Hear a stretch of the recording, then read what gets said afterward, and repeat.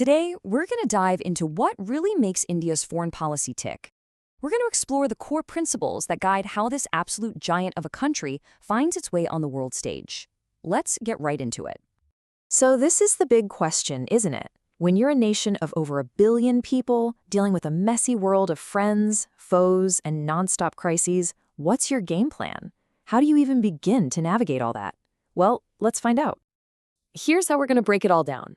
We'll start with the fundamentals, the very DNA of India's worldview. Then we'll look at its most famous historical idea, check out its key relationships, see how it plays in bigger groups, and finally, look at its strategies for the huge challenges we all face today. First up, let's talk about India's foreign policy DNA. To really get why India does what it does on the world stage, you have to first understand how it sees itself. It all starts with identity. And that identity really rests on 4 main pillars. India sees itself as a post-colonial nation, as a country laser-focused on development, as a rising power with growing influence, and as an emerging political economy. Each one of these shapes its priorities in a really big way. Now, that post-colonial perspective is especially important. This isn't just some dusty history lesson.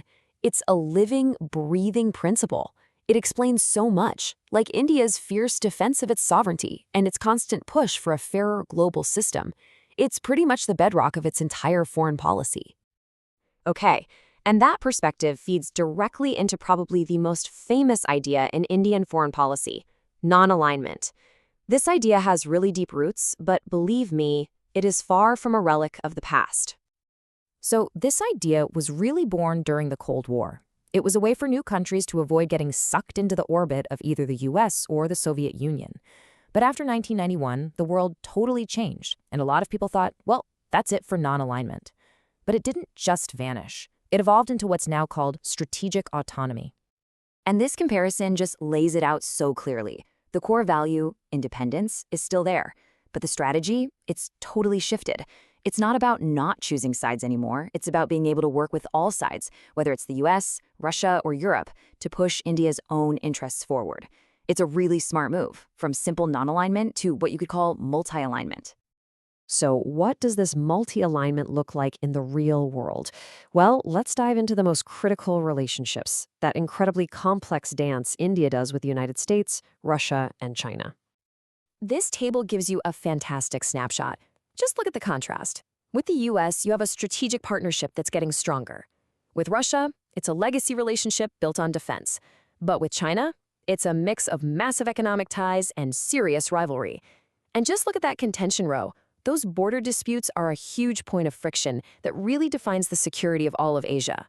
Juggling these 3 is the absolute central challenge for Indian diplomacy. But it's not just about the big 3. India is playing a much wider game, actively building a whole web of partnerships to navigate a world that is, let's be honest, truly multipolar now. First up, you've got BRICS. This is a really influential group of major emerging economies. Brazil, Russia, India, China, and South Africa. And they've even expanded recently.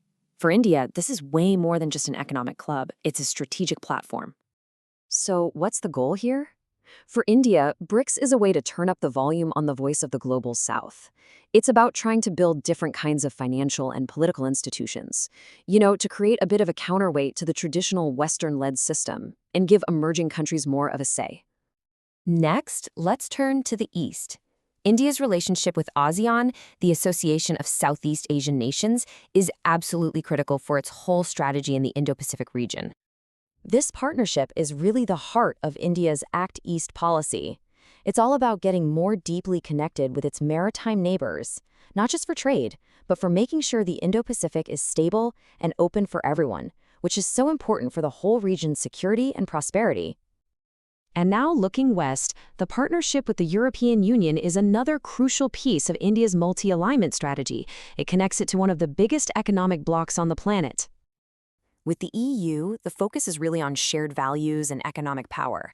This is a key partnership for driving growth through trade and tech, and also for working together on those massive global challenges like climate change and security, where if they work together, they can make a real difference. All right, for our final section, let's pull all these threads together. How does India actually use this foreign policy playbook to tackle the most urgent, massive problems of our time? And man, the list is a heavy one. We're talking about everything from securing sea lanes and energy supplies to fighting terrorism and cyber threats, and then tackling the enormous challenges of climate change and water scarcity.